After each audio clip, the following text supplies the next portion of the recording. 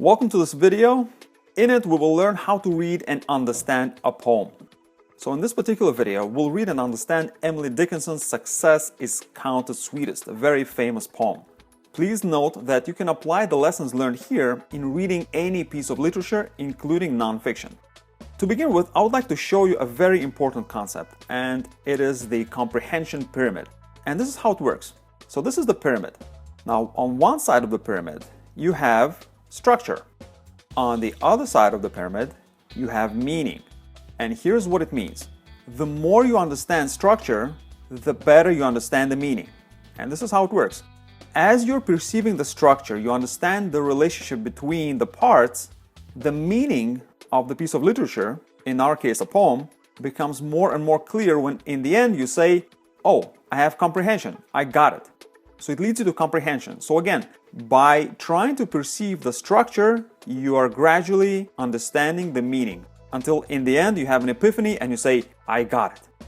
So let's take a look at our poem. Well, let's read it first. Success is counted sweetest by those who never succeed. To comprehend a nectar requires sorest need. Not one of all the purple host who took the flag today can tell the definition so clear of victory as he defeated, dying, on whose forbidden ear the distant strains of triumph break, agonized and clear. Well, first, some vocabulary.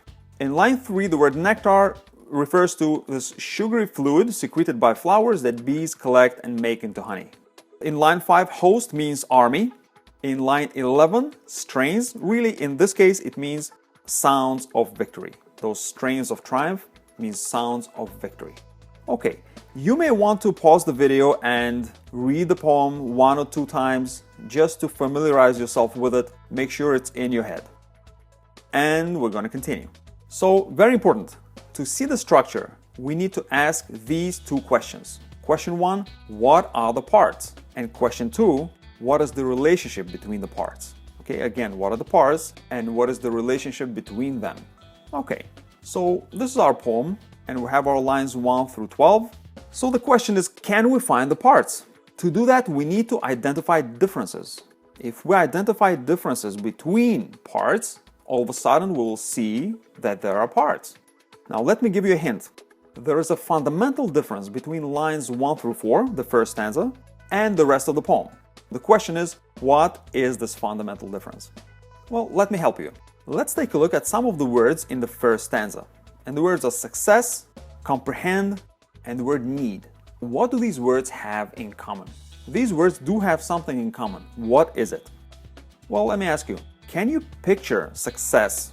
Or can you picture comprehending? Or can you picture need? Can you make a picture of these concepts? Well, the answer is not really.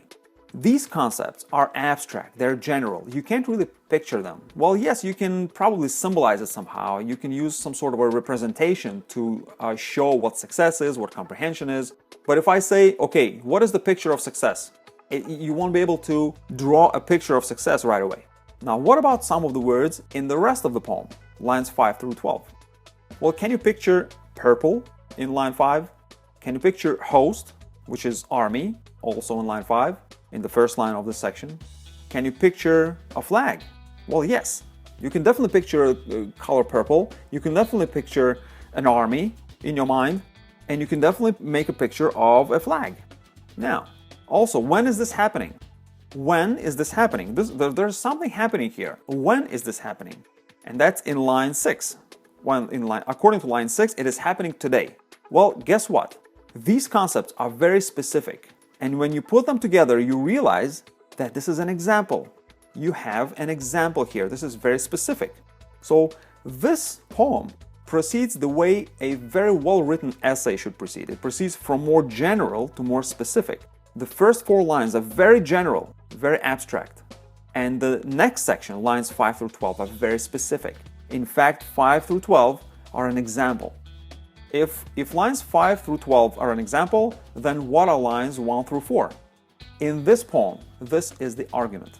Yes, poems do have arguments. They don't always have arguments, but some of the best poetry does have arguments.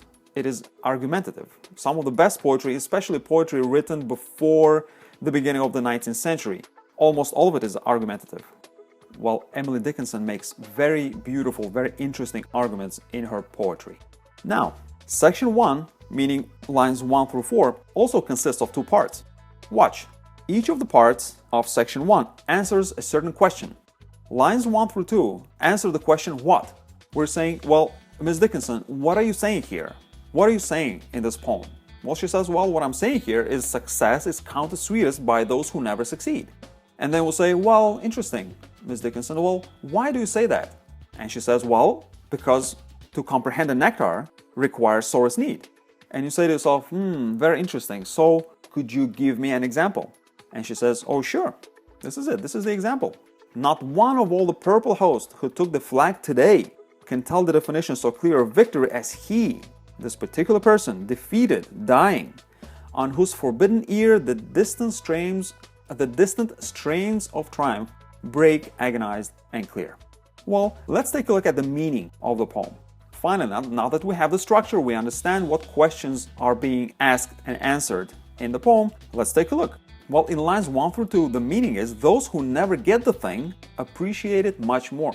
Those who never receive it, those who never get to own it, appreciate it much more.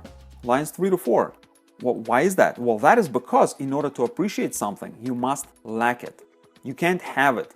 You can't have it in order to appreciate it. If you have it, you won't appreciate it as much. And finally, the example.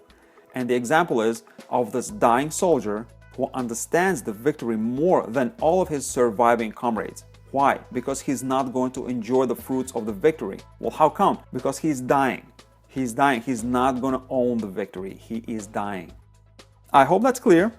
Now, let's take a look at our comprehension pyramid again. You see, as we were trying to understand the structure, as we were trying to see the structure, we gradually understood the meaning.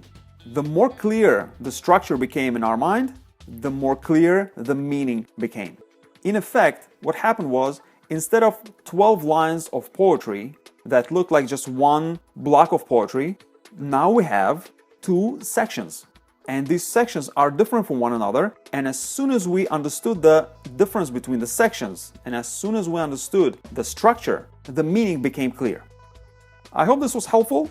Thanks for watching. Please like the video, subscribe to the channel, and pick up your gift at tutorphil.com. Cheers!